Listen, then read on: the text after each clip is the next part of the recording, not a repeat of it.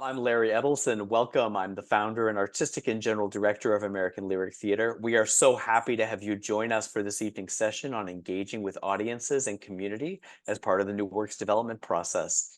Before we get started, I want to take a moment to thank the National Endowment for the Arts, the New York State Council on the Arts, the Mellon Foundation, the Dubose and Dorothy Heyward Memorial Trust, the Howard Gilman Foundation, the Amphion Foundation, the Aaron Copland Fund for Music, and the Ditson Foundation for their support of our free programs to provide resources for opera composers, librettists, and dramaturgs.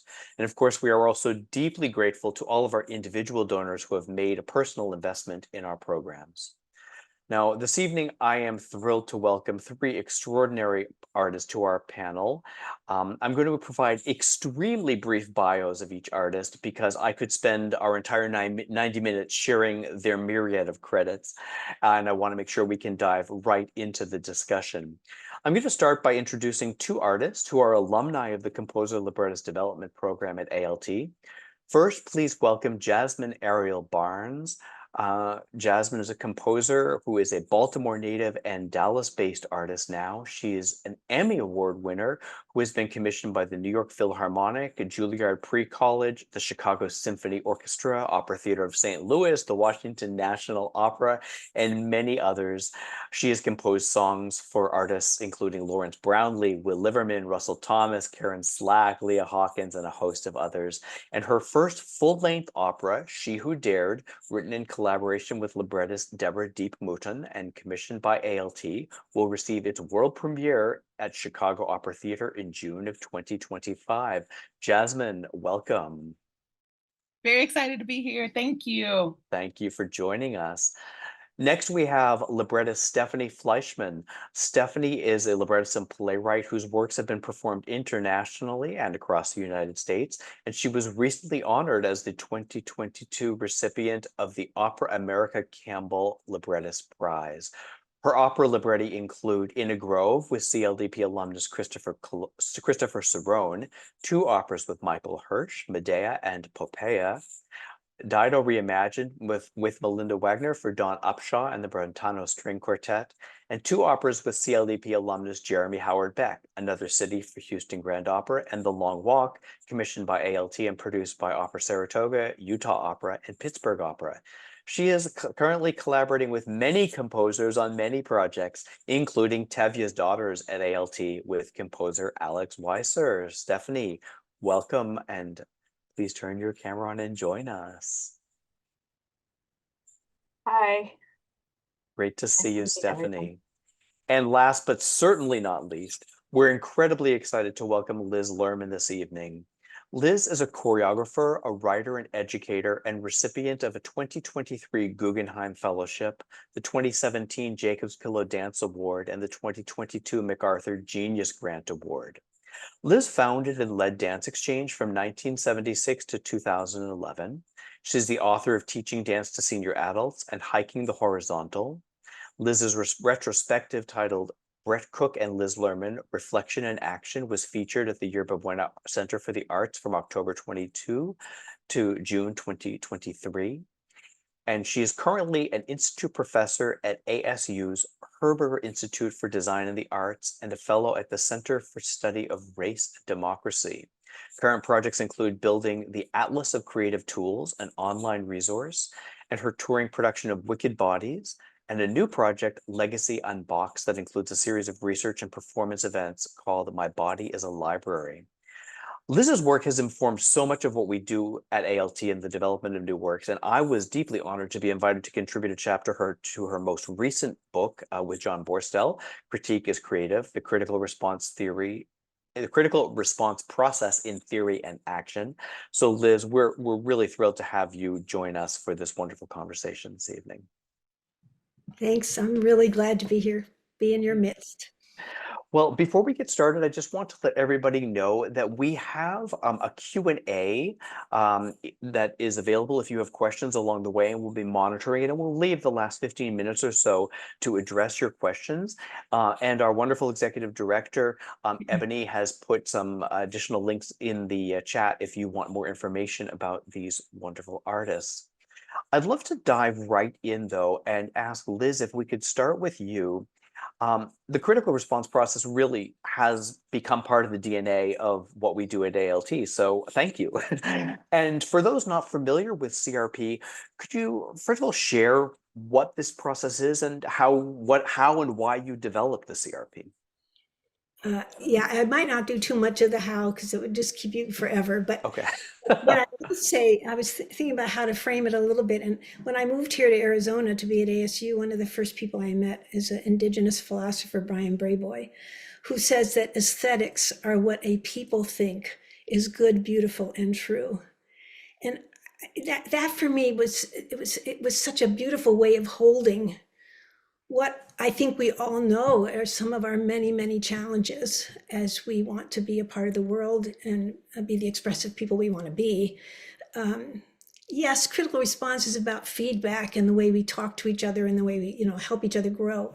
But it's also about managing our judgments and actually coming to terms with our judgments, which include our aesthetics. And that's why I like going back to what Brian talks about, because I have come to see after all these years, way past the invention of CRP, which was a survival mechanism for me, because I was so miserable with the way things were going in my own field that I really couldn't stand it anymore. But I think it's really part of our inheritance that the way that we are, and we get those inheritances from our disciplines, from our families, from our country of origins, from our institutions.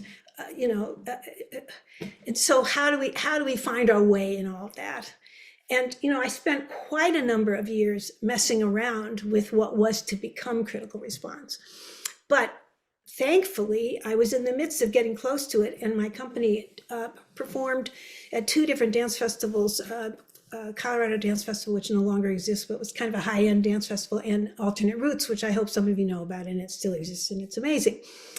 And in both cases, people were experimenting with these works in progress, which we're always going to. We're always showing each other our work. And in both cases, I was excited to be there, but disappointed in the sense that it felt like a free-for-all.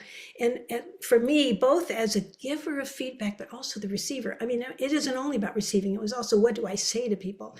I just was unsatisfied. So I told them, bring me back next year, and I think I'll be ready. And I was glad I gave myself that goal, because I think it forced me to settle into the shape, which has changed some since its initiation, but not entirely. And I don't know, Larry, if you want me to, I can do a quick round of what it actually is, if that would be useful, if you think. Yeah, I think it would be great, Liz, if you could share with us what the different roles are: the artist maker, the responder, and the facilitator, and then a brief run through of the different steps of the process. Okay, well, what Larry just said it's great. They're in the formal 4-step orthodox system, and everybody just please know there are thousands of variations going on, but in this formal version, which we'll probably talk about mostly today, there are 3 roles. There's the artist maker. This is being used in science and business and stuff like that, and they kind of balk, but I keep saying no, it's still the artist. You're trying to insist on that creative spirit. But anyway, there's the artist maker. There's a facilitator. We have second graders facilitating, so it is not about the stripes on your sleeve. It's not. Everybody should be a facilitator. And then we have responders. And most of us, well, I like to say it's reciprocal and we should play all the roles. Not all at the same time, although sometimes you have to, but mostly you want to be able to be in each of those roles. Okay, so then what happens in the formal process? Somebody shows a work in progress or something, and then we get into it. And there are 4 steps. I'm going to say this twice. The first time super simple, and then the second time with a little bit of nuance. After the work in progress happens, the responders give statements of meaning. What was interesting, provocative, curious to them. Second step, the artist, the maker, asks their questions.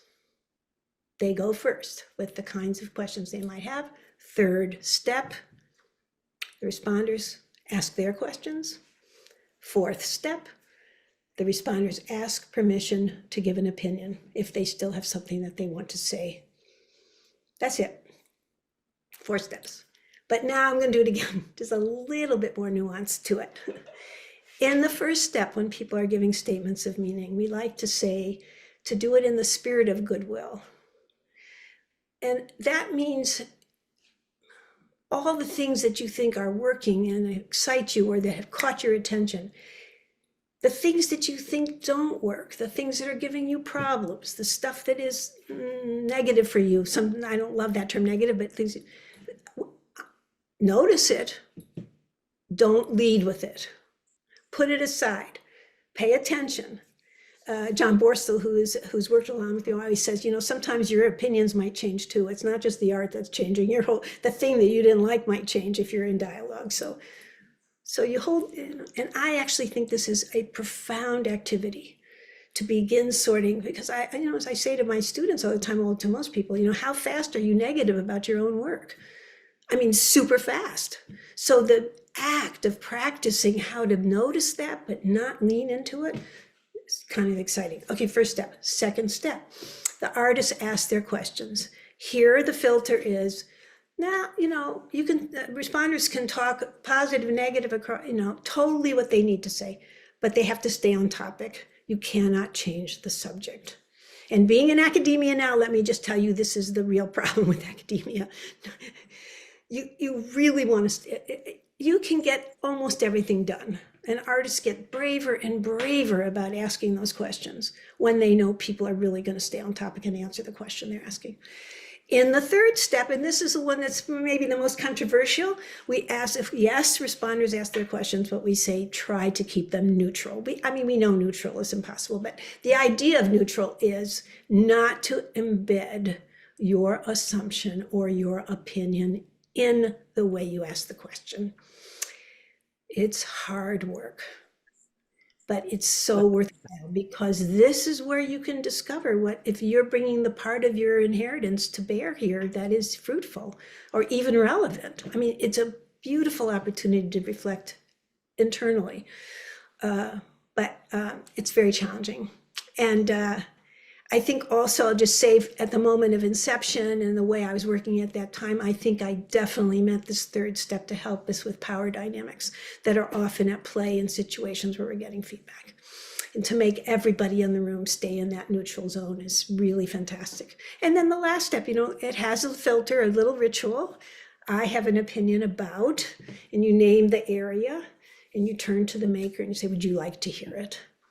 And in formal critical response circles, the artist can say yes or no. It is consent driven. And so when we think about things that are going on in critical response on beyond just the feedback, you can say we're also practicing what does it mean to live in a society where consent actually is heard. Great, thank you, Liz. And I mean, that was a quick overview for those who aren't familiar, and we're going to get more into how this has been realized in a number of different contexts. I'd love to talk about the steps a little more with you, though. And Stephanie and Jasmine, please feel free to chime in here. But statements of meaning, I remember reading in one of your many books about starting with statements of meaning because we build on what we do well. I'm sort of paraphrasing here, and I think that something that has really resonated with me is that the opportunity to really shine a spotlight on things that are particularly resonant or meaningful, it's really valuable for artists to hear that up front. I'm sure Jasmine and Stephanie, having been through this process, when you've shown a work that's in progress and we start with statements of meaning, how is that helpful for you? Other than, oh, it feels nice to have people talk nicely about your work. How else is that helpful for you? I was like 70. Okay. While it does feel good when people have nice things to say about your work, right? It's empowering in itself. Like just hearing affirmative things that even it could actually confirm some things in your mind that you were iffy about as a creator. And when people say that, oh, this resonated with me, I'm like, oh, good. I'm glad that came across. So sometimes those questions that you might have in the next step is already answered because of how people have stated their statements of meaning. And so, yeah, for me, it's positive, but some other ways that it actually it eases you to be able to receive feedback in a cohesive and inviting way, I guess you can say. It allows your body to start accepting what's coming next because you have set intention as an audience member with stating your affirmative things. So for me, that's why it's so meaningful. Wonderful. Stephanie? Yeah, I think just hearing what resonates with an audience, you're getting a sense of what's working in your work. I mean, and you're getting a sense of who these people are so that you are opening it up so that a real exchange can happen. But I think that the statements of meaning can be incredibly valuable, like learning something new about learning something about something you didn't think might resonate is just very important. You said something interesting, learning about who these people are. I want to put a pin in that because who the responders are, who the audience is, or what community we're presenting work in progress for, I think is an important thing we want to talk a little bit more about this evening. But let's put a pin in that for the moment. When we get to artists as questioner, Liz, I have found sometimes this can be challenging to artists, and artists will say to me, "I'm not sure," and I see both Jasmine and Stephanie nodding. What should I ask, right? What sort of guidance do you have for artists, Liz, as they're formulating questions? And I just before we leave step one, I just want to add, in addition to what's happening to the artist, what's happening to the circle of people, and partly is they're reliving the event, partly they're getting to see how other people see. You learn a lot. Partly you are affirmed in your own ideas or your own experiences, and you get new language for that. And you're participating in the building of a relationship with the person, but also with the circle. And again, I just think, given what's happening in the world right now, understanding the extra things that happen by practicing CRP are perhaps useful. As to your question, Larry, how people, this is, what I say these days is, for many of us, it's not that these things come to us in the form of a question. They come in the form of a doubt, a worry, an obsession. I can't sleep. Or for some of us, they come in the form of grandiosity. It's going to be amazing. I've got all these, and so sometimes, that's me, sorry, doubting grandiosity. Those are how I work. But figuring out how to turn any of those things, worries, doubt, into questions is already part of the work. You're already stepping out of maybe the pain or the whatever is going on for us as artists, but into somewhere, because as soon as you're in inquiry, you have a possibility of being in a dialogue, even with yourself, as opposed to just an obsessive wheel. So, I think it's really interesting to help people see, even if you name all your worries and then say, okay, what's the question that emerges from that worry? Or you name your doubts, and sometimes we'll say, well, what does that doubt make you think about? And then you raise the things you think about, and then you go, okay, now ask a question.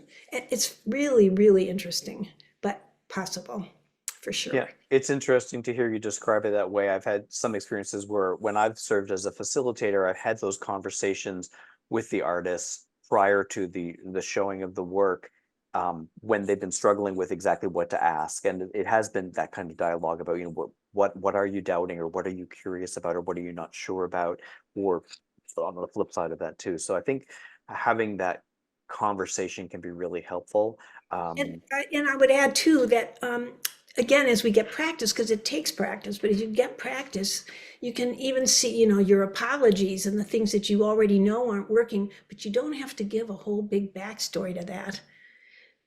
Because sometimes what happens is then people start worrying about you, and that nurture is important, but we also want to get at the things. So you can get practice at how to do it, I guess I would say. Yeah, absolutely. The third step always baffles some people among the responders. And I give your chocolate cake example all the time, which is, in one of your earlier books, where, again, for those who haven't heard this before, you don't say to somebody, well, why'd you use dark chocolate? Because that implies a certain, feeling about dark chocolate. But, what guided your decision as to the type of chocolate you used in this cake? It seems a very artificial construct to talk that way, right? But it's so true that so much of our questioning in everyday life, let alone in an artistic process, implies an opinion right off the bat. And I found myself almost comically sometimes, drawing on CRP to have a conversation with, something not related to an artistic process. So it's been fascinating to see how it's going to permeate in other parts of my life. But do you have any, again, recommendations in terms of like for working with audiences or responders, how to make the most out of working with neutral questions? Well, I mean, it depends where and how what's the agreement of the people in the circle for how deep and they want to get into the weeds about this. Sometimes, for example, in post-performance discussions with audiences, I don't push too hard on this because they've already given us an hour of their time or whatever, and to make them think it. I might mention it, but also sometimes I like to just take a time out and say, it's not exactly neutral. Let's work on this together. How could we make this neutral? And then the whole circle works on it. Or in the case with an audience, we might get some ideas. And what I have found over time is that when that happens, the artist has already heard the opinion. I mean, but they've also worked through this whole process of getting to neutral. And very frequently, this is the thing they'll remember the most at the end of the session, is the way we all worked on it. So there is that. I was listening to a podcast and just caught a tail end of Brene Brown, and she said something like, the person said to her, do you have any advice? And she said, no, I don't give advice. I try to stay curious as long as possible. And that, I think, is an example of how to get to neutral. It's like to stay curious longer. And that's that stepping out of your own, well, I would have done it like this, or if I do think I would have done it like this, how can I take that idea, turn it into inquiry, and ask that question and see what the artist does with that, as opposed to waiting until later and saying, well, I would have done it like this, blah, blah, blah.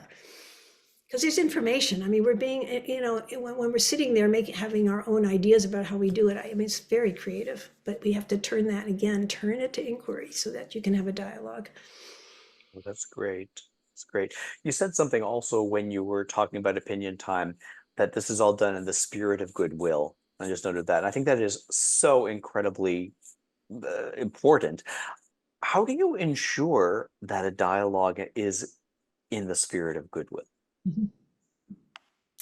How do we do that? Wouldn't it be nice if we could sort through that right now? I mean, sorry, I had to give you the curveball question right off the bat here. Oh no, I mean, as an American Jew, I'm suffering. Well, I'm not suffering like the people in Gaza are, but I mean, the situation, the speed and the escalation with which people are screaming at each other right now is so difficult. And if I was to pick at that, I would say it's partly the positionality, the extreme singularity that people express, and critical response keeps asking you to, well, what about this? What about this? Can we consider, it's got a lot of ambiguity in it, and a lot of even the direction the whole process takes. It's like, it's not follow these steps and you'll get there. Every time you open your mouth in critical response, you can take a different pathway. So, I would just say, going back to that first step, sometimes one thing we've been working with in communities is we've been talking more about what happens before critical response starts. And sometimes we do things like break everybody up in pairs, and they ask them this question, who raised you and who raised them? And let people talk to each other a little bit about their own histories. And then I'll ask in the circle, let's bring these wonderful people you've just talked about into the circle. And we'll go, my name's Liz Lerman, and today I'm going to bring my grandfather, Ben, into the circle with me. And if there's time, I may even say, because he influenced me in the way I stand up for other people. Something like that. And so there are mechanisms for building that circle before the circle actually starts. But also just reminding people about goodwill. And finally, the thing I often say is when you sit in a critical response circle, you agree that you want the person whose work you're talking about to do their best work, not their almost best work, so yours is better. And I say it like that because we do live in competitive worlds. We are, many of us, friends and up for the same whatever program, money. And to be able to actually shed that competitive part of myself, which each of us needs to be to survive, to shed that and to be in a circle for this other person, knowing you're going to get your turn because you're going to get to be the artist. And that's where reciprocity is just so important. Can help. It can help. Well, thank you. Thank you. I'd love to turn now to Jasmine and Stephanie and just talk a little bit about your experience with CRP on two specific projects at ALT before we look at some other things that that you've done elsewhere. Stephanie, if we could go back, my God, we were just talking, it was 10 years ago to the development of The Long Walk. And this is an opera that was based on a memoir of someone who we were actually working with, Brian Kastner and the composer Jeremy Howard Beck. And the responders, I remember at the first libretto workshop, actually included some of that military community as well. And I'm just would love to hear from you about how the process was helpful or challenging, or how it informed you artistically and the development of the piece and your work with your collaborators as well. Mhm. Well, I think that the moment that's the most challenging is always for me is the coming in with questions to ask, because that's the point at which I feel like I'm setting myself up for failure. Because I'm pointing to what I think might be weak or what I don't know about. But in terms of the experience with A Long Walk, I guess that was probably my first one of my first CRP experiences, and just feeling held overall, feeling held, having that facilitator to kind of move the room through the process means that I can be really open, and I don't need to protect myself. Even though I just started out by saying I want to protect myself, my impulse is to protect myself. But that particular experience was so powerful. I don't know if it was you know, the CRP or also these particular people who were in the room. The writer of the memoir who was seeing his life embodied through text for the first time through somebody else's lens. And he could sort of hardly breathe. He had to go out and smoke his first cigarette in 20 years because it was that experience was so intense for him. And then I believe and then having, because he was from he's an EOD specialist and explosive ordnance disposal, and that particular community is even more tight than, let's say, the military community at large. And so his people, his comrades, his cronies were there, and having them there to witness this story we're telling and seeing themselves in that story, and then having them also witness how the audience responded through this facilitated process was just really profound. I don't remember a specific thing that I took away from those moments other than feeling like there was something was really happening. There was an exchange going on between artists and audience. And people were moved and people were in the same room, basically. Can I just say in response to that, first of all, it sounds amazing. And we could come back to the failure thing you mentioned later, but CRP, I know mostly we use it or construct it in the context of feedback, but also it is a wonderful way to have a conversation. I was recently in Sweden and doing critical response, and a woman had come, and she was the artist. She's a weaver, And she made it extremely clear she was not interested in any feedback about the weaving. Like, don't tell me about the thread or the color. You know. It turned out that she was weaving blankets for people whose children are stillborn, that the hospitals had nothing to give the families, and that she had stumbled into this and now it was becoming a thing. And she was trying to figure out how to talk about it. That's what she wanted to do with CRP. And it was just a profound hour and a half together with a group of people, and the blankets were passing around, and just trying to figure out what words to use. It was wonderful. And it sounds a little bit like that was also happening for you. And I just feel like, as I say, I have a friend, Cristobal Martinez, who says it's really ceremony. And how wonderful to think about actually feedback, the care we might give to each other to make our work as best we can be the thing we want it to be, to make that ceremony. And that's, I think, what can take the sting out of the failure part. Yeah. If we hold ourselves that way, then it doesn't, I mean, we'll still get that, but we're still not I mean, we have to fix it, but it's not, doesn't sting. Yeah, I'll add that even though I'd had exchanges with Brian Kastner, this was the first time I was in community with other soldiers, and having a way to help facilitate that conversation, that was the beginning of an incredible process where those people would come to every step of the way. They came to a dress rehearsal where there was nobody else in the audience. They were weeping. They were not able to really give us any feedback because they had been sort of thrust into flashback mode and were in another place, triggered in a difficult but good way by the piece. So just having a structure with which to start to actually have a conversation was invaluable for that piece in particular.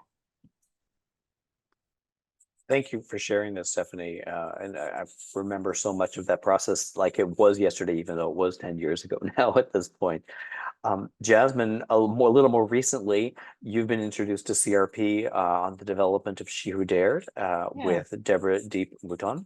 Can you talk a little bit about what that process has been like? We've used the process in 2 workshops now, in the libretto workshop and in the piano vocal workshop. The communities or the audiences for those 2 workshops were somewhat different. There were definitely more Black people in the audience for the piano vocal workshop, and I think that dialogue was definitely a different flavor in terms of the vigor of the conversation. Yes. Because of the makeup of the audience. I'd love for you to talk a little bit about, I mean, I know that both were useful to you, but it was distinct as the facilitator in both of those conversations. I observed your dynamics change as well. So can you talk a little bit about that? Yeah. Just like Stephanie, the second part of the process, especially for me, because I am a composer, and I think I speak for a lot of composers when I say I leave the word things to the word people. I'm kidding. But you know what I mean? Sometimes it's just hard for me to formulate what I'm actually thinking and what I want to ask. And even if I think of it ahead of time, sometimes I'll think about it like literally the next day, like, oh, I should have asked insert question, right? So that part is typically hard for me just because I don't want to ask a question that isn't meaningful enough to me to develop the piece, if that makes any sense. Like, I don't want to ask a fluff question that I expect an answer.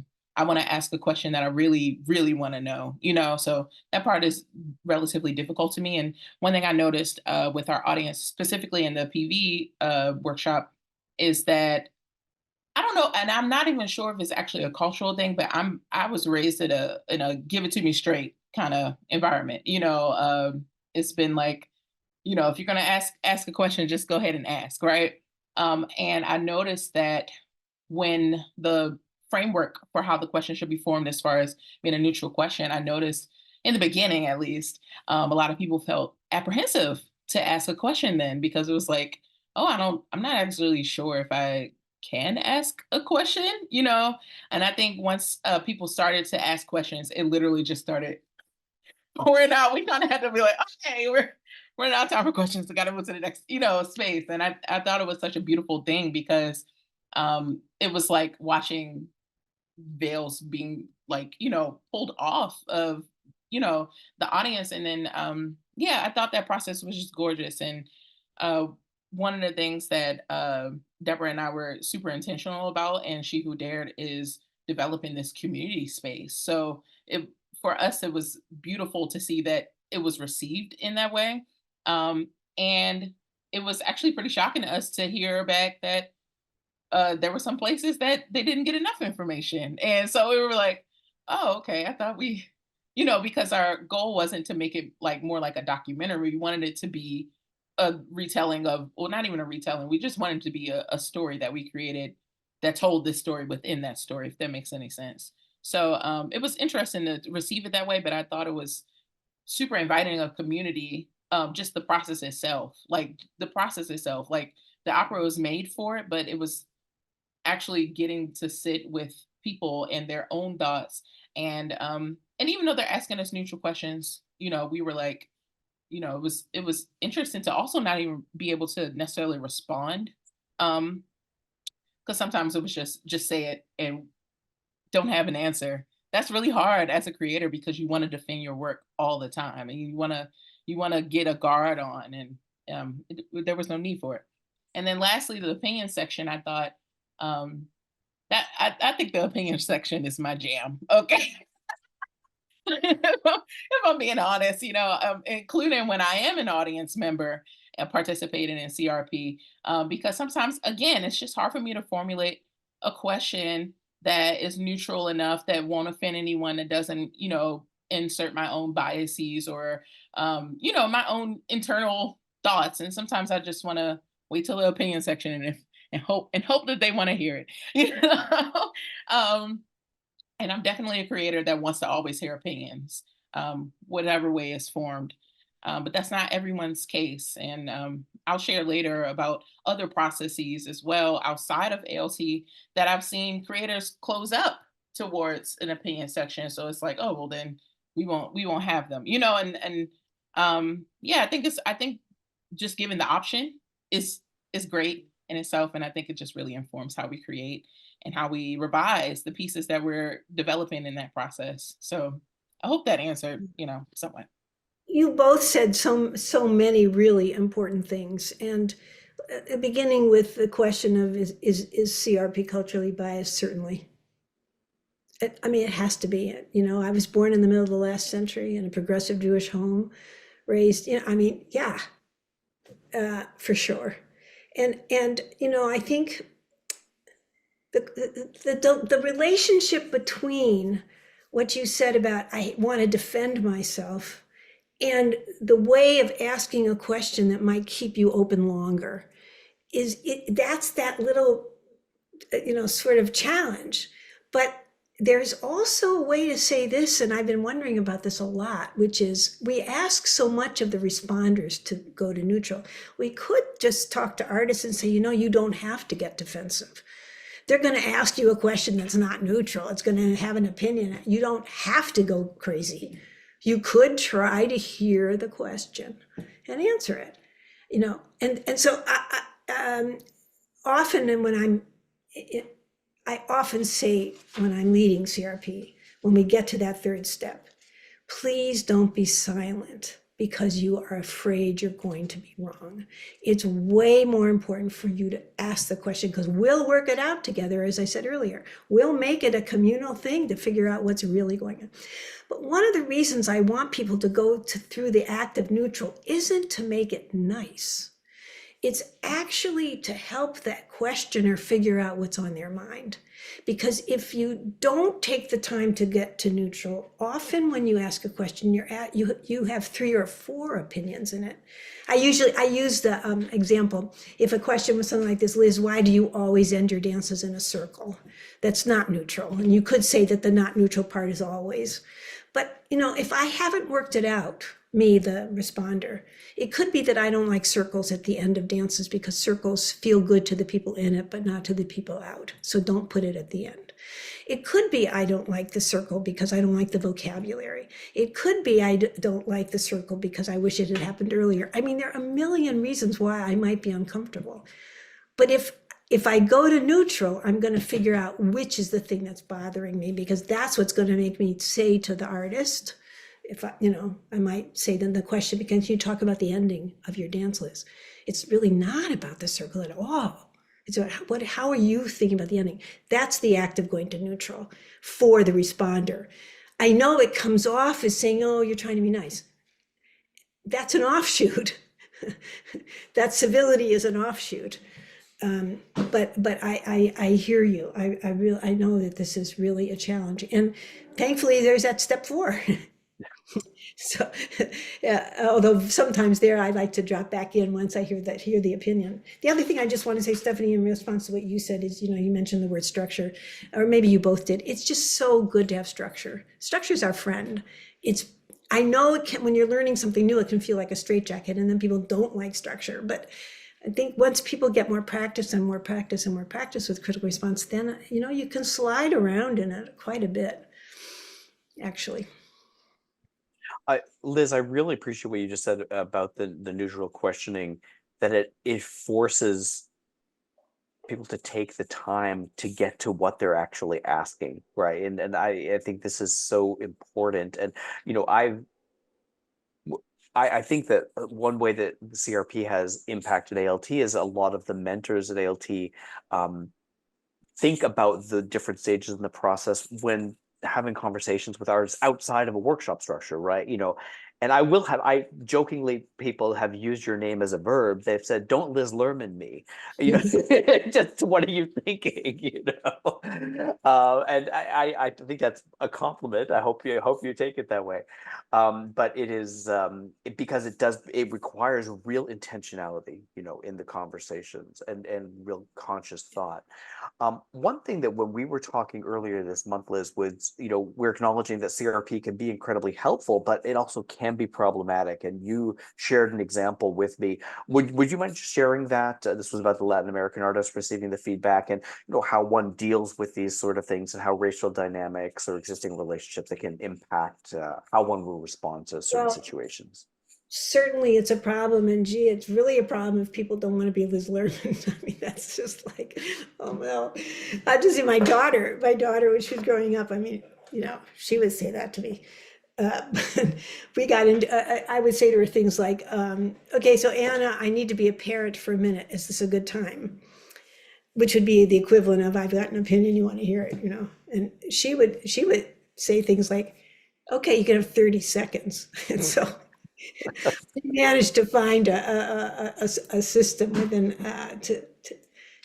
that allowed for all kinds of things to happen between a parent and a child. And it's one, home life is a good place to practice CRP.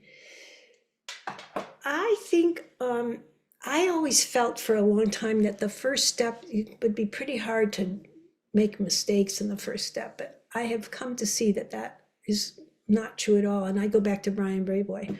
What do people think is good, beautiful, and true? So I may be telling you something meaningful that happened, I saw in your piece, that's coming out of my culture, that either the language I use, or I had the wrong lenses on when I was looking at what you did, and there's so many pitfalls. This particular case, a wonderful Latin American artist here in Arizona was showing a dance work, and somebody said it was really authentic. And that would have been good to just stop right there. But the person went on to say, even your feet were dirty. And you could see how this would be really problematic, right? So it's interesting because I paused for a minute. I was sitting next to the artist. I just checked in for a second with her. She did not want me to do anything about that, because she said it would hijack her whole session. She wanted to get feedback. She wanted to get through the 4 steps. She did not want to take time out to deal with this person's inability or racist thought or whatever we want to call it. So we didn't stop. We kept going. But I went and talked to this person later and just helped them through to see what was going on there. but even there, it was hard to know, to acknowledge to the whole group, how, you know, these. And I have been in at alternate routes, for example, where things would come up, and there is a, you know, a fifth step in critical response, and that step is time out. We have to do something else for a while, and then we'll come back to the feedback. Typically, it could be about a racial event, although I was doing something at the Walker Art Museum years ago with curators, taking them through the exhibit and working on using critical response to look at this exhibit. This was pretty fun, actually. And it was a national conference, so all these curators from, and the exhibit was in, you know, the Walkers in Minneapolis, was about Midwestern artists. And so somebody wanted to talk about why was it only Midwestern? Where were the New Yorkers? Well, okay, everybody went nuts. Every hand went up, and everybody wanted to talk about that, you know, New York dominance. It wasn't anymore about the feedback about the exhibit, right? So you take a time out. We had a whole long conversation. Everybody got to speak their minds. And we were not doing critical response. Okay, and then we came back and finished. And you can tell because hands just go, you know, people just get, so there are, Isaac Gomez has written something in the book that you referenced, Larry, about this too. He has a whole way of working when something difficult has arisen that he does, and he stops, he definitely stops, and then he uses critical response on the situation. So I think people are really looking at this in lots of different ways. Great. And the book, just so everyone knows, this most recent book of yours has essays from a number of different people in a number of different fields who are using CRP in many different ways, right? And I think that was fascinating for me to read how this is applying to so many different completely diverse applications, you know. You must have been surprised as well to see how this has blossomed over the years. I mean, yeah, we just, you know, I keep saying we mimeographed it, but that would have been way too long ago. We Xeroxed it and sent it out, and you know, but actually it's been 30 some years, and it's been interesting to watch at my university how slowly it's spreading, but the graduate students in particular really, really want it. People want it because they think they can get more specific feedback to the way they want to become, not feedback in what they're supposed to be from somebody else. And I do think that this is one of the major things that CRP offers, is how are you going to become you, not how are you going to become you that I wish you would become because I'm your teacher, or something like that. So I think that's part of its usefulness. absolutely. You know, there are many people, you know, the engineers always critique it because they'll say, well, yeah, but a wall, you know, you have to make a wall safe. And if it's not safe, it's, you know, so there's lots of critique. I'd love to talk a little bit now about audience and community and who is invited into the circle, so to speak, you know, because responders could be many different types of groups of people. We talked a little bit with Jasmine and Stephanie about some experiences on specific projects, but Liz, I'm curious if you might start us off with different ways or different parameters you may have used to set up who is the community that you're engaging in a development process, and how are you determining what is the best community to engage in the most productive way? Well, I love to hear everybody speak to that, but I mean, I'm probably by now, and partly because I've practiced CRP for so long. I mean, some ways I'm like, come on in, the door's open. Please, you know, come in, everybody, come in. I really want to know what you think. This 4-year-old, I really know what you want to, you know, I'm really interested myself, but you know, what comes to mind is, for example, when we worked on, we had a residency for 18 months in a shipyard in New Hampshire, where we worked with all the stories that were coming. The shipyard was on the closing list. It didn't end up closing, but it was on the closing list, and we were engaged to try to figure out what to do with 12 generations of stories on the shipyard. And what was fascinating was people in the shipyard had really strong feelings about their own story and about the yard. And so when we began reinterpreting it under certain circumstances, we were told, don't do that. Don't. And, you know, I think it's good for an artist to hear that on occasion. I didn't feel my artistic integrity was being, you know, I thought, well, that's fascinating. I'm here in part to, a lot of people don't like the word serve. I don't mind the word serve. I'm here in part to serve you guys and what you want to either remember or pass on. And I want to, you know, it turned out though that then we listened hard in those, and we used we weren't strict critical response all the time. We were just sometimes, also they would just shout it out. By the way, that's my early work in senior centers. They would just shout out, they would just complain constantly. And, you know, you learn to hear the complaints and adjust. But it's a huge question you're asking, Larry. And I don't think we need to be as precious as we are. Sometimes our expertise gets in the way of giving feedback. Sometimes naivete in the circle is the best possible thing. And I've been places, I think I told you the story there, I was at Covent Garden and all of the groups that the opera, you know, the National Opera Ballet and all that in London were there. And it actually was the person who headed the opera at that time. I was teaching the process using a contemporary dance piece, and he didn't participate. And finally I asked him, you know, can you talk about this? It was in step 1. And he said, well, I don't know anything about dance, so I can't do it. And I had to say to him, oh, but you're a person. Leave your expertise alone for a minute. What happened to you? And that feels to me really powerful. That's what, you know, so I don't know. What do you guys think? No, go ahead. Okay. Well, I think there's a level of trust that already is instilled in an audience when they come to see the work, period. I mean, even if they, you know at the end, we are going to be discussing this later, or if they can't stay until the end or whatever the case, there's already like an enormous amount of trust, I think, that's already placed into an audience to come experience. And so I think that relinquishing of our guard as artists is probably the harder part in that entire process, because we could easily let them, absorb the art that we just created, and then afterwards not want to answer any questions, right? I mean, like, that is technically our right within that process, right? But also, I think when you have so many minds that can contribute to this work being the best it could possibly be, it's almost like a disadvantage to yourself if you don't partake in their feedback.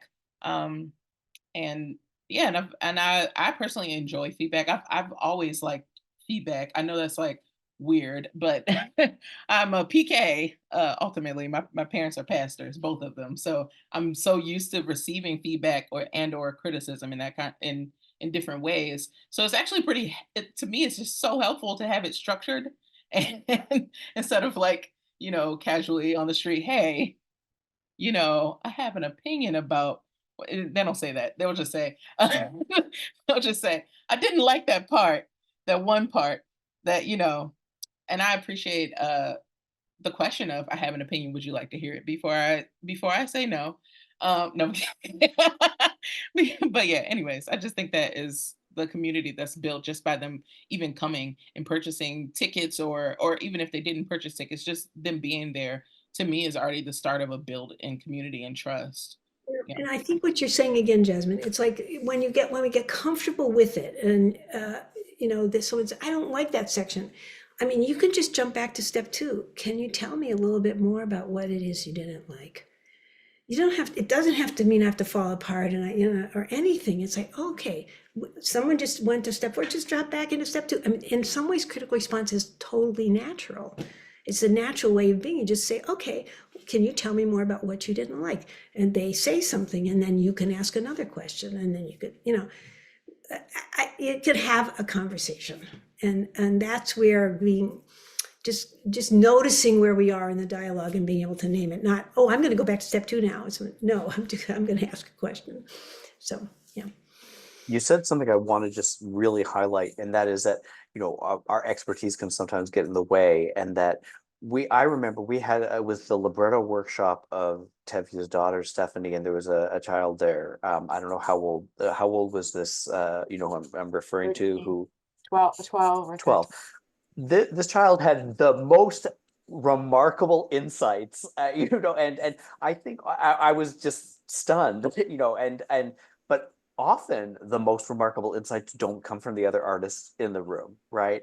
And I'm reminded, my mentor as a director was Rhoda Levine. I don't know if you know Rhoda, Liz, but she always talked about being an advocate for the audience. We are doing this to enter into a relationship with audiences, and our audiences aren't made up completely of artists. That's not why I think you're talking about how who we serve is actually incredibly important. And I love hearing from the non-artists. I think it's great to also have some artists in the audience as well. I do find that sometimes having people who are familiar with CRP can help to spark the beginning of the process, especially with a group of responders who aren't familiar with it. But having folks who aren't artists is so valuable to this. It's actually interesting to mix it up.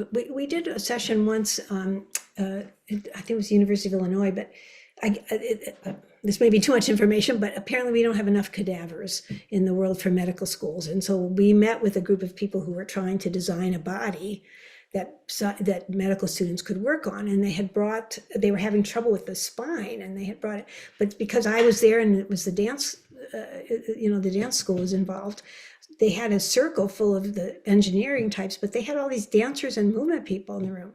They got such great feedback that they would never have gotten if they had just stayed over on the science side. And again, just mixing the disciplines up caused it was fantastic. And they floated out. And maybe the cadavers are better now, I don't know, but. Yeah, I wanted to add that actually I invited that child to that process because the opera was, at its heart, had a 15-year-old girl in the center. So I knew that child, but I wanted someone there who could, and also it was a coming out story, and this person, has decided that they're non-binary.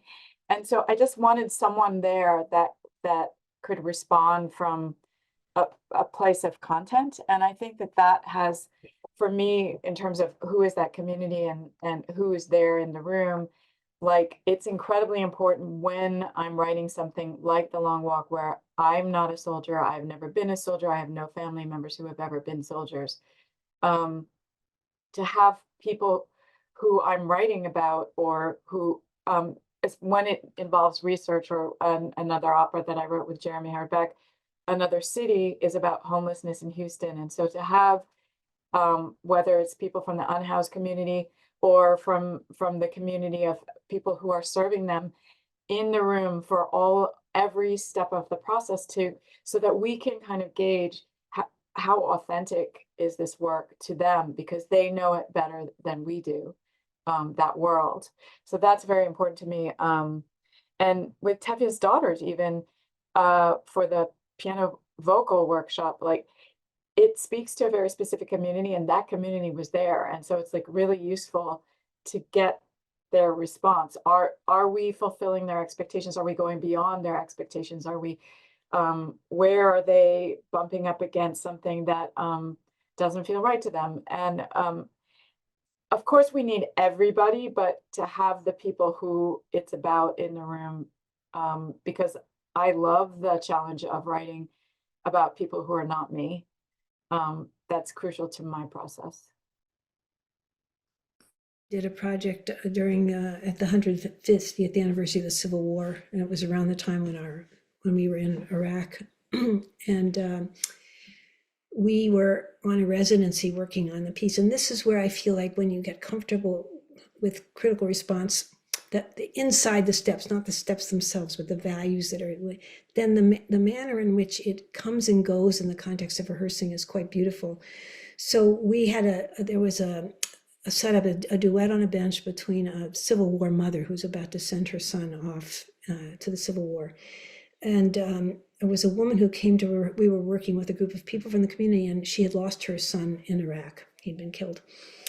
And we asked her in, and I asked her to look at this duet and to help me make it. And would she be willing to?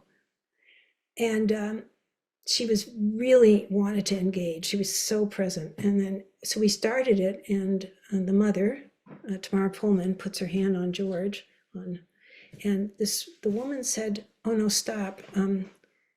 I didn't touch him. If I had touched him, I would never have let him go." And okay, so this happens in feedback, right? That's a kind of feedback, right? And it also happens in CRP circles. There's so much kind of feedback. What do we even do with it? So it's not that, oh, when we made that duet and she does touch him, but she never touched him the same way again. I mean, you know that when she performed that, it was never, ever like it had been before that mother told us that.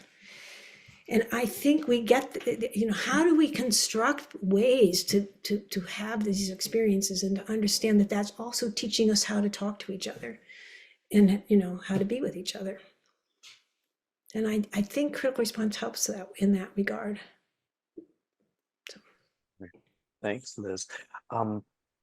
We've been talking about our use of CRP and some of the ways we've been able to use it effectively at ALT.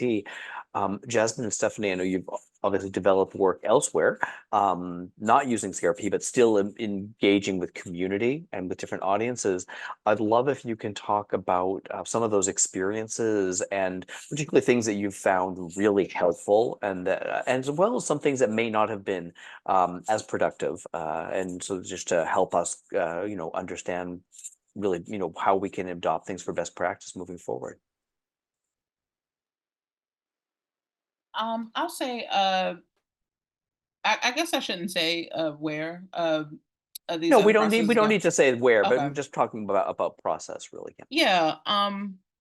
In processes where where there's an artistic group or a cohort of sorts to create, multiple works, where that sense of competition that Liz you spoke about earlier, that sense of competition can so easily be there. Like, I mean, especially when we're all working towards the same goal, but in an artist's head, I mean, in a competitive field, it's always a competition, right? So having the Liz Lerman, well, I always say the Liz Lerman technique, CRP,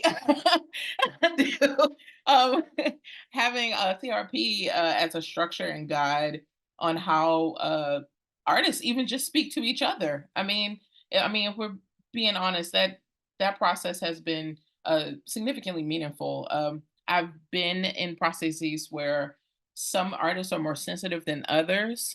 Some are more closed off or reserved or introverted than others. And I could say for specifically my collaborator that I wrote She Who Dare with, Deborah, who also is a alum of CLDP. We are extroverted, especially in audience feedback. I think we just love talking to people. We love people and we love being social, even if we're introverts at home or whatever the case. But when we're interacting about work, we're just like so woo woo woo and so excited. And we also, I noticed working together with her, we get that way about other people's work too. So we have this kind of rah rah spirit. And everyone doesn't want to receive things in that kind of way. Some people like a really a calmer, you know, uh, I don't know, calmer discussions and, not so much, because we get so, I guess you can say passionate. I can speak for myself, but I get so passionate about other people's work that I might start to bleed over into opinions, right? I just might just start spitting them out and it's not in a way that I want to judge the artist in any way, but it can come off that way because it feels like to that artist, it may feel like, oh, you're trying to change my work. And that's not my intention, but it may come off that way because I'm just like, oh, while we're here, this thing. So yeah, that, like I told you, the fourth section is my jam, the opinions, but it's because I can just spit it all out at one time. But yeah, the process has been helpful for me personally within those kind of sectors because I like to receive other artists' feedback. I love when artists are, even if I am not even if I'm not fully sure of their intentions, but I know that's not everyone's case. Some people really need to get to know you before they start having any type of CRP process. And I think that is just one of the things I found as a difficult run-in, I'll say, in some spaces where we don't know each other that well, but we're presenting work together. And some artists just can't receive from people they don't know, especially if they already are on the defense because they have this competitive mindset that is just already underlying, right? But So, Jasmine, can I ask you, when you're in an environment like that where mhm, you've observed resistance potentially to mhm. dialogue, is there some sort of structure, or is it in part because it's missing a framework to have those conversations? I think the statements of meaning is a great pathway, like a gateway into having those kind of meaningful discussions. But I think a preliminary CRP, like something beforehand that just is really just getting to know, even if it's just icebreakers or something that like lowers the uh tension, or I'm gonna even say tension, but lowers the defensiveness of the artist. I think that is like just so extremely helpful because we can say statements of meaning, but if you already don't trust the people that are saying it, it can't be received as meaningful, really, right? It's like, oh, I just wanted to say something in a space, right? Or that's the way you receive that as an artist, is you just wanted to say something in this space, not necessarily you didn't really, like, your brain will just go into, you didn't really think that was meaningful. You're just saying something so it looks like you contributed to this conversation. Right? Reality, you know, those are things that can go through the mind of someone who has a level of mistrust towards the process, right? And so I think that building relationships beforehand is just a way to go. Sometimes we don't have that kind of time, right? To be honest, we But yeah, just but don't. I'd love, Liz, can you talk a little bit about about this, the need to build the relationships and how trust, we often need to or want to build trust quickly, and trust is something that in many cases gets built over time. So what has been your experience in this one? Oh, you're on Uh-oh. mute. I actually think that the process builds trust as it goes. I mean, I think even if you're with strangers and if you participate, I mean, if you don't participate, it won't. But if you actually participate and work at it, you will build trust. However, I think right now, so much work is coming out of trauma that I think it's not a given, actually, that just starting with step one is enough, or the nature of step one itself has to change. So for example, you might find more things in step one going, I think you're really brave for addressing this subject matter. We're not talking about the work, we're talking about you, the artist. You are brave to do this. It's amazing, it's directly to the person. That kind of, it's almost like a precursor. You could do that beforehand, but that feels really more important right now, given the nature of the work. I would say among the people, we have a small certification program, and in relationship to that, it's been not so much about trying to certify people so they do it exactly right. It's actually certifying people so they're more bold with the way in which they use CRP out in the world. And we are hearing from some people in the program that they themselves are developing precursors. It could be that even the thing you raised earlier, Jasmine, who's allowed to ask a question? Because some people are growing up in places where no, don't speak, or you're not allowed to question. What do you. And so actually not a curriculum, but whole activities to get people to like believe in themselves enough to be able to even have a step one seems to be part of the work. That's huge, and I can see that being like extremely meaningful for several different types of artists, especially like you said, with more art being created that speaks to trauma. It's really important to have that level of trust. I think that is. Yeah. Yes. But when I say the process teaches trust, for example, staying on topic. If you stay on topic, you are really listening, and that will build trust. But if you go off about yourself or about something else, honestly, why would I trust you? So. And that can be really challenging, the staying on topic. Like we've all been in rooms where there are one or two people who just, for whatever reason, it seems like constitutionally impossible for them to stay on topic. They want to bring in something that feels like it may have nothing to do with what the piece is, or what the direction, what the structure of the conversation is, or the direction of the conversation. And so that's always interesting.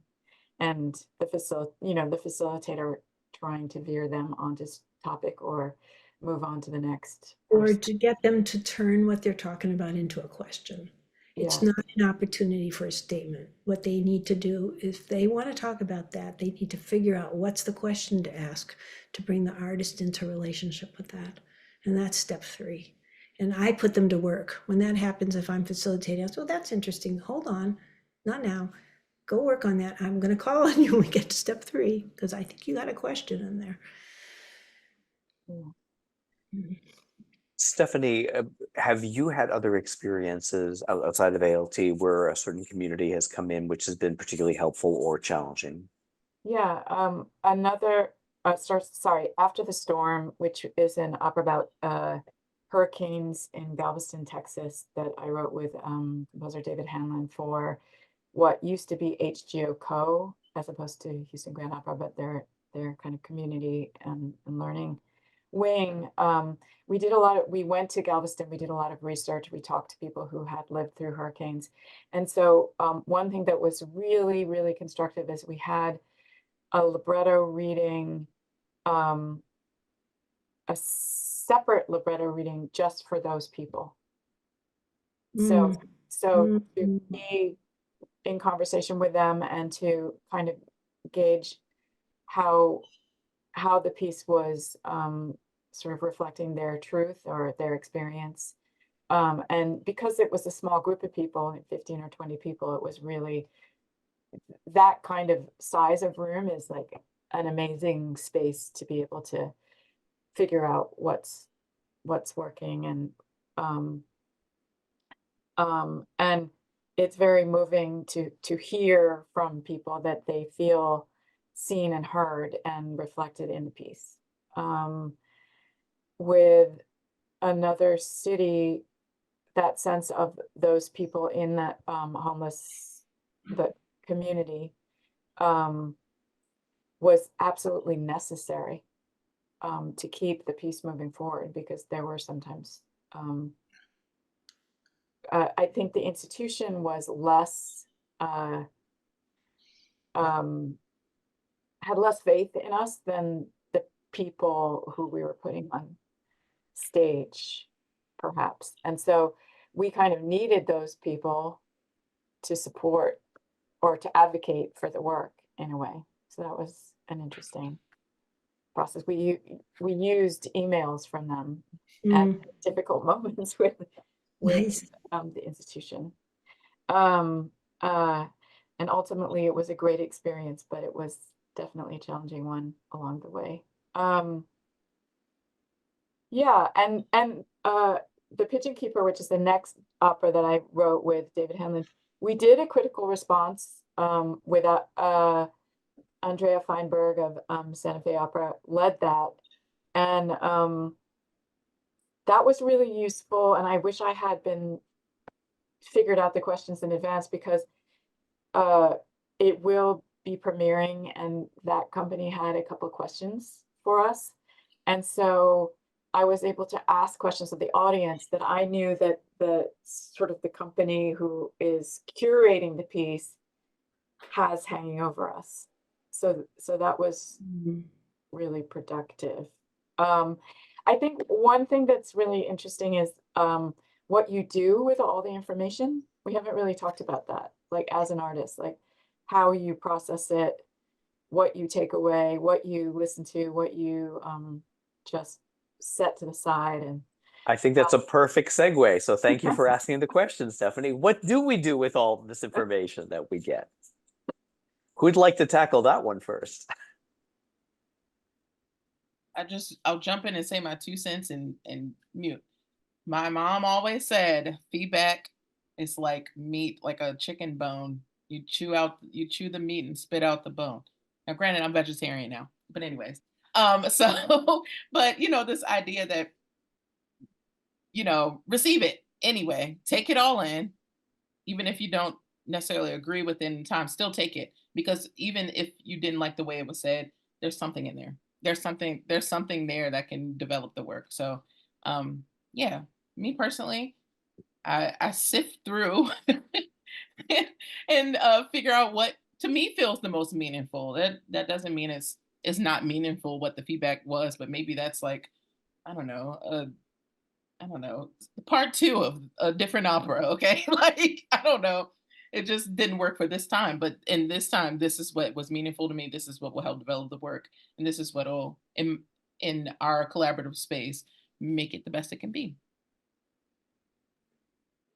Yeah, and I think that there's that sifting through and choosing sort of consciously what you want to address and what you want to ignore for the moment. But there's also the process that happens in process, like when I'm doing a libretto workshop and then we read the text and then the people in the room talk about the text, which I think is maybe it's a little bit more free form than the CRP, but there's still something to it. Like there's some kind of awareness of what do we need from this, and what can the people who are there bring to it. And then that is the thing where you're listening and taking notes, but then as I go away and have like a 24 hours to revise and then come back into the room with those same people, there are often things that are completely subconscious that I have no idea how what I'm doing really connects to that statement of meaning, but somehow I've taken it in, I've processed it, and it's come out so that the piece is recalibrated in this almost, it's a very hard to describe, but it's completely changed with very small changes, and it all has to do with this kind of like processing the feedback on a cellular level that isn't, okay, point A, point B, point C. Yeah. Yeah, I want to say that I think what you both said such important things, but the fact that you might be in a group that practices CRP doesn't mean you're doing it all the time. Like, I give people notes. You're in rehearsal. I don't say, "Oh, I really like the way you're dressed today. Do you have a question for me?" I have a question. Okay, now I have an opinion. Would you like to cross the stage and go over there? I mean, we don't do that. Right? But there's a sensibility about how we treat each other that grows from the practice of the process. So that when you have those discussions you were just describing, Stephanie, and the passionate that you were describing, Jasmine, people are getting all excited. There's still a way in which if it started to get out of hand, you would know what to do. You could be thoughtful about it. If you needed to come back around, even when you both said, "Oh, I wish I had such and such," the next day you'd come back. There's a consciousness around all that develops that I think is really helpful. So it's not like we're saying, "Oh, we're going to practice and live in CRP," all the time. It's just not going to happen and shouldn't. One thing I would say about feedback, there's so much of it, and I love to chew the bone and get rid of stuff. I love that. That's fantastic. And also the subconsciousness, but I sometimes am actually quite thoughtful about it. So for example, a feedback I used to get, and I still do occasionally, the dance phrases are too short. Liz, your phrases are too short. Okay. I can think about that and I could fix the phrases, but maybe I want to think about, wait, what's too short mean?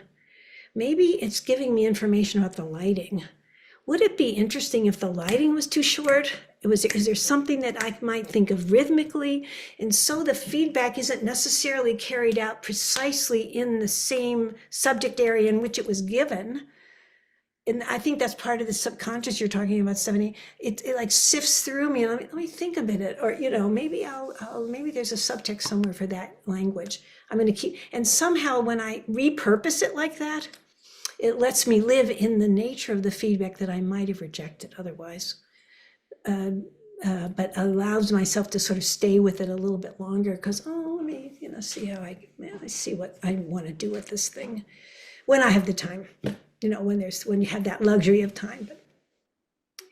But it's a And great question.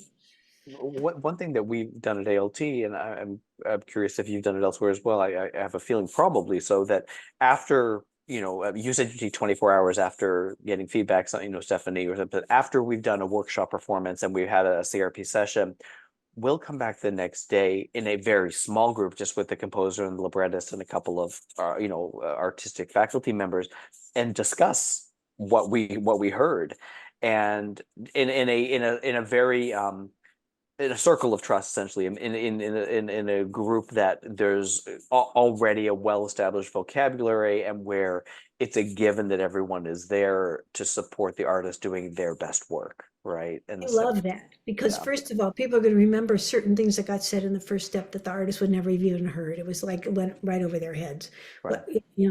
That. And what you said earlier, Jasmine, I wish I had said such and such when they asked me. Oh, well, the next morning, come back. I've been thinking about the way I could have answered it more. And that's that reflection that you're doing.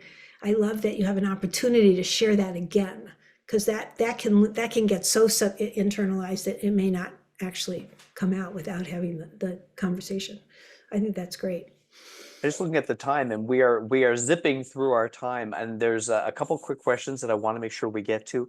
One from our guest Elizabeth asks, what is an ideal size for CRP, and does it still work with a large audience? I don't know what you guys think. You can do it on yourself. So you can do it with a person of one, which I enjoy doing. We used to joke a lot about hallway conversations where you're just doing two people. Hey, what do you think about this sentence? On your way by, and that. And we heard about an intimate group. Yeah, I mean, you can do big ones with audiences, but it's just different.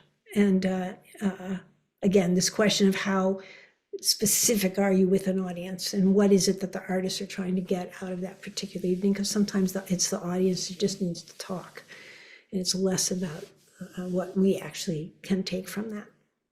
I don't know what you guys think about it, but well, I think we've done it in very small groups of 6 to 8, and we've done it in the largest is a theater of about 500.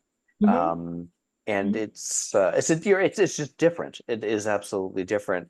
I do think there's a certain amount of sort of combustion that happens when you have more people up to a limit. I'm curious. Yeah, and it's reminding me, we did it with the London Sinfonietta, and they had a huge crowd, and they divided the audience up into groups, and off they went with the different composers, and afterwards, and so there was an hour CRP with, hundreds of people in each of the circles. It was wild. It was really fun. It was really fun. Yeah. The last question that I have is, what can be done if one collaborator is resistant to feedback and the other one is not? Because in opera, we usually have pairs writing together as opposed to a single choreographer. And sometimes the dynamics are different between the way that they work and the way that they, the degree to which they can be receptive to this sort of process. I'm curious if you have thoughts about that, Liz. Well, yeah, I actually think that we're the cutting edge for critical response right now is in collaborations, and not just pairs, but groups, and how we talk to each other across and in the heat of it, when you're in the heat of what you're doing, and then what happens, and not everybody knows the process and all that. What kind of agreements do you have about how you're going to talk about things? Because in my world, which is very cross-disciplinary, people always everybody talks to everybody about their work. So building those relationships matters. For someone who doesn't want feedback, I guess clarifying what we mean by that is that it seems to me in a collaboration, you have to have feedback. That is, you have to discuss everything you're doing. So I would dig into what the issue is with the person, and maybe they can set up their own protocols. What would make it work for that person to do it, to have it? And, is it breaking bread? Is it waiting? Is it not in the moment? Is it in the moment? Is it give it to me straight? Is it, what's the thing? But but we have to talk to each other. What do you guys think?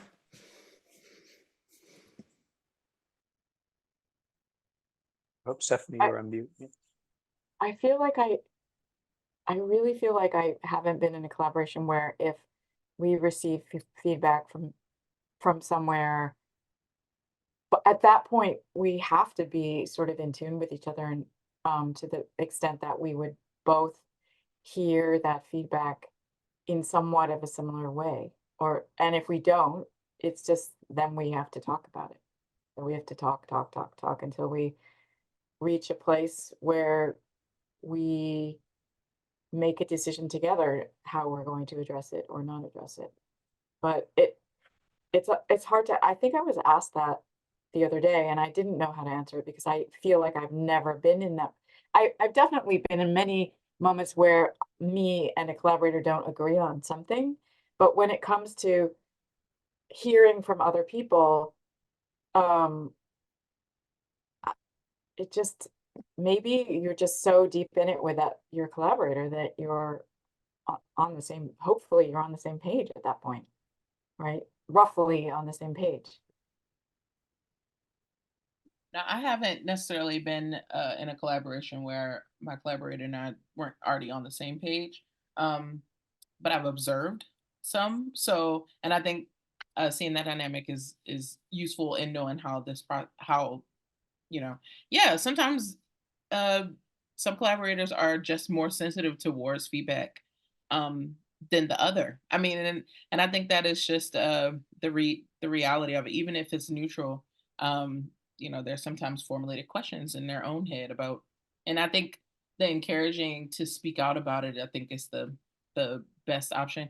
And like Larry said, what I liked with ALT, which I actually haven't experienced with CRP in other settings, is the follow up meeting. I haven't experienced that in other settings. It's usually we do it with the audience and it's recorded and we have the recording to look at it. But I think it's super helpful to come back and talk in a smaller setting, and and that might give a collaborator that's not so used to feedback or willing to have it a little more comfortability with less eyes on them. That can be the case too. So yeah. I think that's that. Oh, and sometimes it's the important people in the room giving opinions. And that can make creators a little nervous, right? Like where it's, and I hate to say the word important people because everyone's important, but you understand what I mean by possibly the person that's signing checks, right? It could be that, right? And so it could feel like any judgment or feedback, not judgment, any feedback that could make one particular collaborator look weaker in the collaboration, it could easily make them shut down. And I think that reaffirming space after the fact could really embrace that collaborator in a way that's not like, you know, oh, you could be on the chopping block for this, and instead more like, so let's work through what we talked about yesterday. What are some things that stood out to you? What are some things that made you think about it later? Yeah. So Well, the point that you just raised, there's one more question. I realize we're at time, but if you'll indulge me, I think this is an important question to dig into a little bit before we wrap up. Is who's in the room, and are you the question is asked? Are you careful about choosing people that represent the community of your story? What if there are people who disagree or who have never experienced the story that you're working on? Can we just sort of talk a little bit as we're wrapping up about um, the composition of our audience, of our responders, of the community that we're inviting into this process, and how you feel about having folks that may have divergent opinions or that don't have that firsthand experience. I mean, because Stephanie, you were talking about how valuable it was in your case, but is there value in also having people who don't have that firsthand experience? And can you just sort of address that?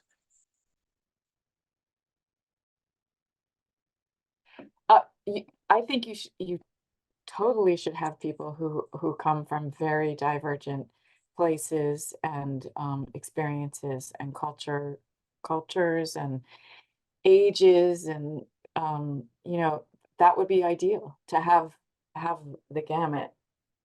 personally. I wouldn't want to only have the people, I mean, it was nice, you know, to have the people we did the research with. That was a great step, but we also did a presentation for more people. Yeah, it's key. Hopefully you're not doing it more than, I mean, hopefully you're doing it more than once. And there are different kinds of feedback. What I get from a big audience is really different if I'm sitting with the commissioner, the person who's commissioning it and who's totally invested in it in a different way, which I would want to do really intimately with just a few people. I still would like to use the process. I think that's where some of the power stuff gets going, and I think I will do better thinking if I'm not caught in a power play. So asking everybody to try to work through it. And then if the person who signing the check or is commissioning or is producing it or all that has more to say, fine, let's think it through, let's work on it. Having people in rehearsal while it's happening is different kind of way of doing it than, you know. So I think it's not just one way with who we want to hear, but maybe we could say, this is something for artists to consider how they want to design this. What kinds of ways do they want this to come to them? And then to be ready for surprise and the beauty of what happens when actually it's pretty random and something, you get some information you really need to hear. So. Great. Well, on that note, I think we should wrap up, but I could continue talking with all of you for much longer, and I hope we'll have an opportunity to do that, hopefully in person soon. I want to thank Jasmine and Stephanie and Liz for taking the time to speak with us. For our guests, I'm going to put in the chat the title of Liz's most recent book, Critique is Creative. It's wonderful because it has so many essays from different practitioners in different fields, and it speaks to so many of the things we've been talking about this evening and beyond. But again, thank you so much, all of you, for joining us. And we look forward to sharing more with you in our next symposium session, which is on setting up workshops for success. And thank you again to all of our funders who make these sessions possible. Have a wonderful evening.